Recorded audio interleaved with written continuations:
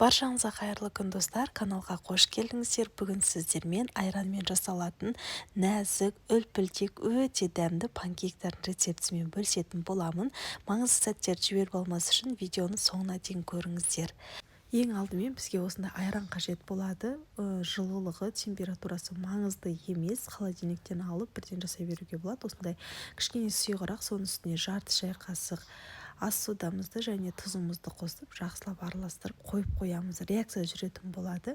Енді 2 жұмыртқаның үстіне құмшекерімізді салып, 1 келкі масса болғанша жақсылап араластырып аламыз. Енді жаңағы айранымыздың үстіне осы жұмыртқалы массамызды құямыз да екеуін біріктіріп жақсылап араластырып алатын боламыз. Видео астына барлығын граммдармен өлшеп рецепт қалдыратын боламыз. Сол рецепт бойынша жасаңыздар керемет шығатын болады. Енді үстінен електен өткізілген ұнымызды қосамыз да 1 келкі масса етіп араластырамыз.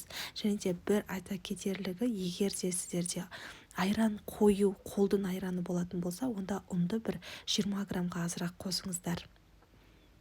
Және де осының үстінен енді ерітілген сары майымызды қосамыз да жақсылап араластырып аламыз.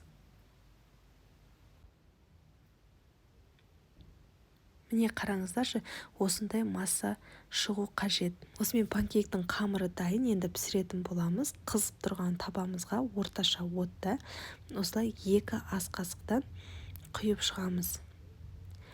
Үлкен панкейктер шығады 2 ас қасықтан. Егер де кішірек болсын десеңіздер, 1 ас қасықтан құйсаңыздар жеткілікті. Міне үсті осылай өзі түйіршіктеле басталған кезде екінші бетіне аударып аласыздар. Орташа отта пісіресіздер.